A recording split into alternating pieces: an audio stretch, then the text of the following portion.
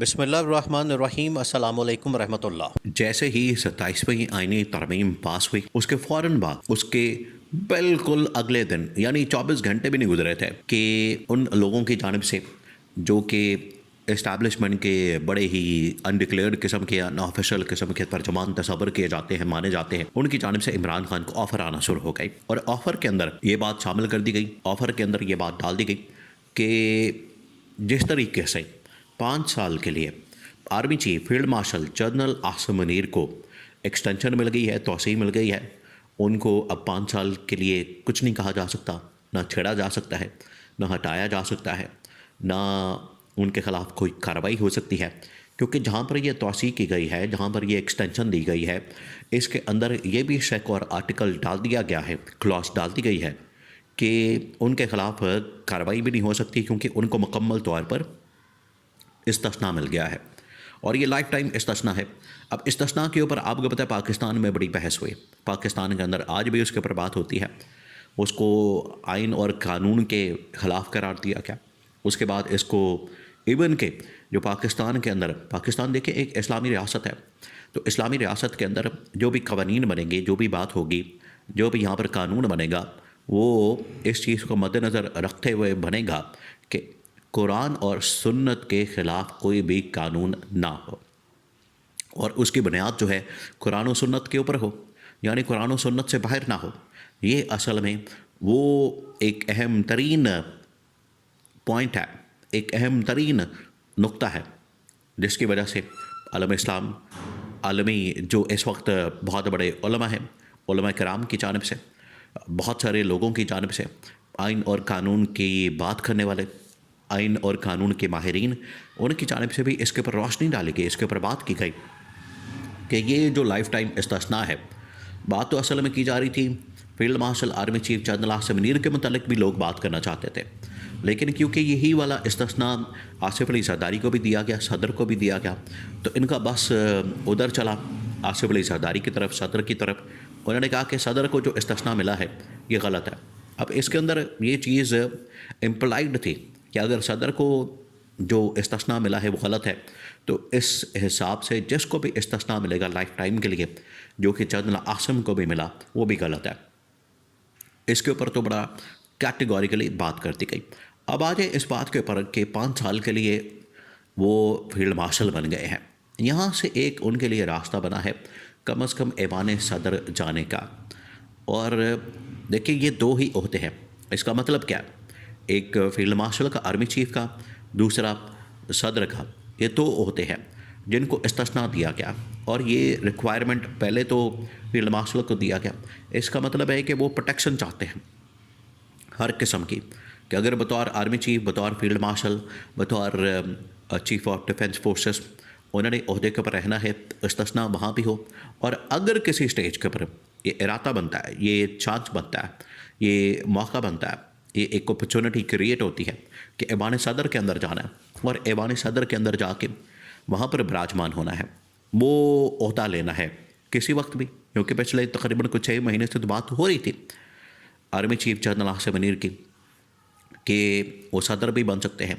ایوان صدر بھی جا سکتے ہیں، تو اگر کسی سٹیج پہ وہ صدر بن جاتے ہیں تو ان کے پاس وہاں بھی استثناء ہوگا۔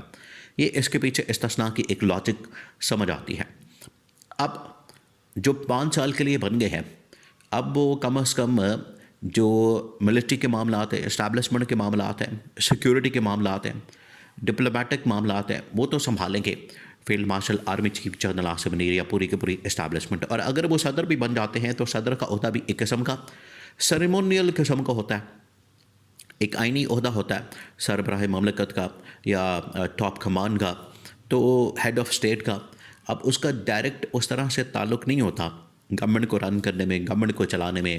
حکومتی مشینری چلانے میں، یا عوام کے مسائل حل کرنے میں، یا پاکستان کے حالات و واقعات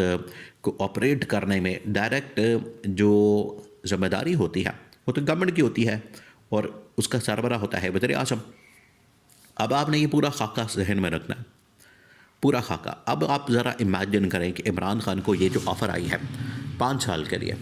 کہ آپ وزیر اعظم بطور وزیر اعظم آ جائیں، اور ادھر 5 سال کے لیے جو اس وقت آرمی چیف ہے ان کو یہ عہدہ مل گیا ہے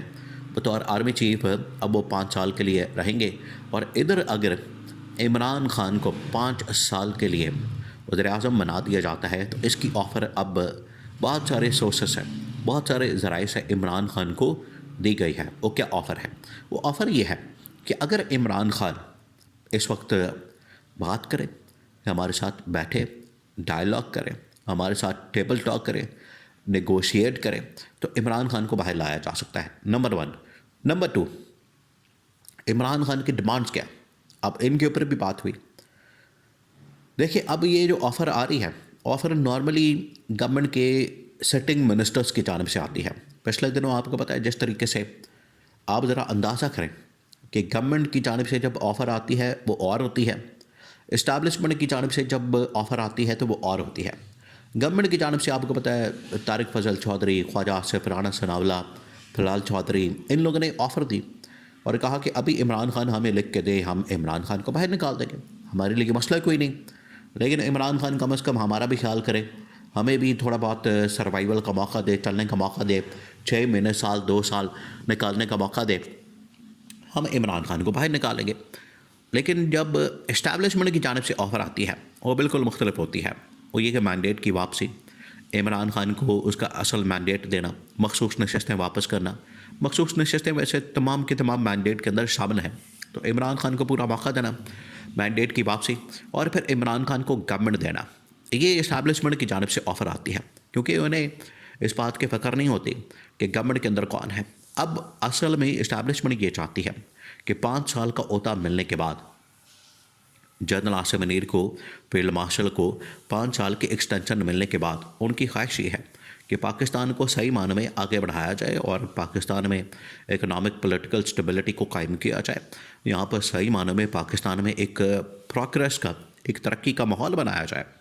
کیونکہ 3 سال تو ہو گئے, اس سے پہلے ایک SIFC اور باقی اس طرح کے معاملات چلانے کی کوشش کی گئی, اس کا نتیجہ کیا نکلا؟ کچھ نہیں نکلا. تو اب اسٹیبلشمنٹ نے فیصلہ کیا کہ اب ہم نے ڈیلیور کرنا ہے, اور انہیں اس بات کا پتہ ہے. دیکھیں یہ اسٹیبلشمنٹ کو پتہ ہے کہ ڈیلیور کرنے کے لیے یہ جو گورنمنٹ ہے موجودہ, جو اس وقت سیٹ اپ ہے, موجودہ جو اس وقت کیبنٹ ہے, وہ تو بالکل ناکام ہے, وہ تو بالکل نالائق ہے, وہ تو بالکل نااہل ہے, وہ تو کر نہیں سکتے. تو پھر کسی کو تو لانا پڑے گا, اس بندے کو جو کہ کم از کم ڈیلیور کر سکے, جس کے پاس یہ طاقت ہو, پاور ہو. ورنہ ان نالائقوں کو رکھ کے تو کیا کرنا ہے؟ انہوں نے پہلے ہی ملک کا بیڑا کر دیا, انہوں نے ملک کے اندر پہلے تباہی اور بربادی پھیر دی ہے. تو اس وجہ سے ان کی جو چوائس بنی ہے, ان کا جو انتخاب بنا ہے, وہ عمران خان بنا کہ عمران خان کم از کم آ کے وہ ڈیلیور تو کر سکے گا. جس طریقے سے اس نے اپنے دور کے اندر پاکستان میں ڈیلیور کیا, وہ آ کے کر سکے گا. اس وجہ سے یہ آفر عمران خان کو دی گئی ہے.